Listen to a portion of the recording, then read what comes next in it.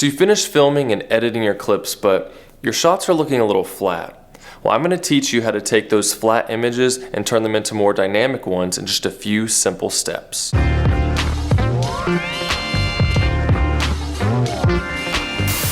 everyone, Camber here, showing you how to use your camera to make good videos. So if you're new, consider subscribing and also joining my private Facebook group where I can better answer your filmmaking questions.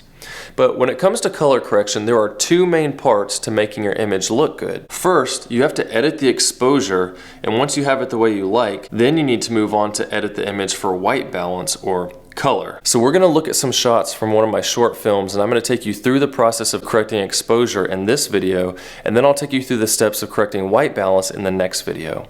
But the most important thing when it comes to exposure is to try to get it as close to correct as possible in camera for the best results. So if you need some help with getting that right, then check out these videos here on exposure and camera metering to help you get the best exposure in camera. And now let's head over to the computer. So here we are in Final Cut Pro, and I have a few clips from one of my short films here that we're going to look at. They each have their own issues that we're going to cover how to fix those with these exposure corrections. But the first thing you'll notice, especially here, is that it looks a bit washed out. And the reason for that is because I shot all these using a picture profile on my camera. Now, if you don't understand what a picture profile is, basically it's setting up the camera to shoot in log, or if you're shooting raw, what's going to happen is your image is going to look more like this because it's retaining more of the highlights and shadows, and then you expand that in post to get a better dynamic range.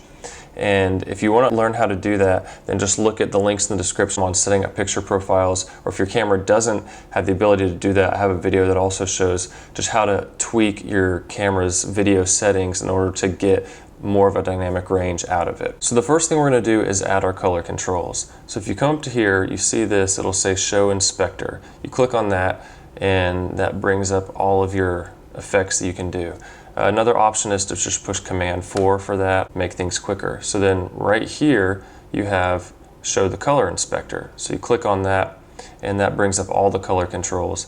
And just to show you another shortcut, if I close that, you can push Command 6 and it'll go straight to your color board. So the color board here, you have master, overall color for your clip. Then you have shadows, midtones, and highlights. Then this tab gives you saturation, overall for your master, and the same shadows, midtones, and highlights. And then the last tab is exposure, and the same thing. You have your master for the overall image, shadows, midtones, and highlights. However, I don't actually like using the color board, and I'll show you why here. If you click Add Color Wheels, this is what I prefer using. And it gives you all the same controls, but you can see everything all in one. So you have master, shadows, midtones, and highlights, just like before. On the left side of each one is your saturation. On the right side is your exposure. And then in the middle is your color control. So I like having this so that once I get through with color correcting both the exposure and the color, I can just click on this and see everything that I've done, rather than looking at this color board and having to click through each tab to see what I've done. So looking at those color wheels, it also gives you this option to adjust the temperature and tint, which is going to help us out once we get into the white balance correction. So if you want to change this default setting from the color board to the color wheels, you come up to Final Cut Pro, Preferences, and then here on color correction, you can choose color wheels.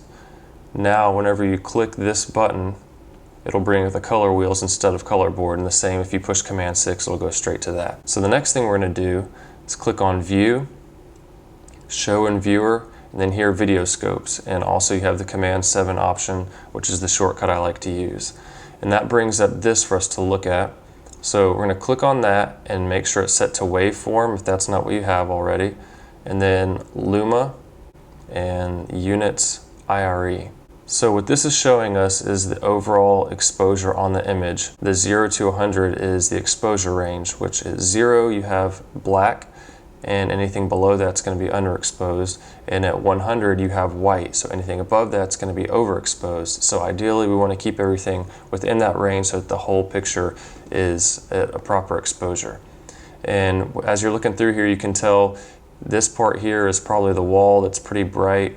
This part here, we have this post that's bright, and right on the edge here we have the light on that white part of the door frame that's lighting it up. So it's showing your overall image. So now getting into our corrections, the order we always do everything is shadows, then highlights, then midtones for correcting the exposure. Starting off with the shadows, I'm going to grab the exposure slider for the shadows. I'm going to drag this down until this gets right about to the 0. So we're pulling that down on the 0. And now I'm going to go to the highlight slider and I'm going to raise it until the peaks touch right at 100. So right about there. And then the midtones, this is going to change if you have a more contrasty look or if you want to have less. So if we brought this up, you see there's less contrast, it brightens the whole image. But then if we bring it down, it gives a little more of contrast to it with more darkness in the shadows there. I think I'm going to bring it just a little bit down. So if you see here, before and after, we can click this checkbox that shows before and after. So there's not a huge difference, but you can see there's more dynamic range here now. There's a little more contrast and it just makes it punch a little better. So now moving on to this clip, you can see here, just looking at the scope, the brightest part is only at 50. So this was quite a bit underexposed on this shot. So for shadows, there's really not, I'm gonna bring it down just a tiny bit. There's not much to do there. With the highlights, I can bring this all the way up to 100 like that. And the thing to be careful with is if it's really overexposed, the higher up you push this, the more grain you're going to get in your video. So you have to just kind of balance how much you want to actually do. And then you can bring midtones down to where you like it. So there we have before and after. And actually this shot, for how I want it to look, this is a little too bright because this is a bedtime shot. I don't want it to look really bright, so I'm going to bring those highlights back down to around 75. I like how that looks, and bring the midtones back up just a little bit. So now before and after, I like how that looks for how I want this shot to look in the video. And then moving on to the last clip, one of the things we want to make sure we're doing as well is kind of scrubbing through the whole clip and seeing how your highlights and your shadows change. For instance, if I based all my corrections off of this shot, I'd probably bring the highlights up too much, and then when we're here, this part would be way overexposed. I'm going to go through and look for the part where I have the brightest right about there and base my correction off of this. So obviously we can bring the shadows down a lot here, right down to the 0. And for here, I'm not going to bring the highlights up, whereas you could see right around here, maybe that could come up some, but we're already overexposed. And up here in the brightest part, you can see that this is above 100 already in a flat line, which means that it's overexposed. So we can't get any of that image back, but we can bring it down to the 100 and it makes it just a little bit better where it blends into the trees. It's not quite as overexposed. And then here, if you wanted, you could bring the midtones up some, but I actually want some more contrast in this shot. So right about there, I think it looks pretty good.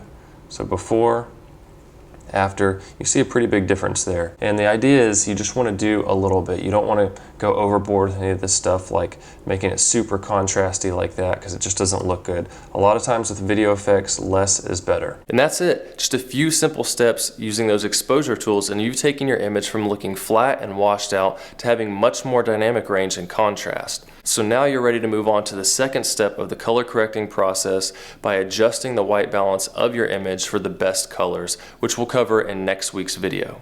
And if this video is helpful, then please help me out, leave a like, subscribe if you haven't, and I'll see you soon.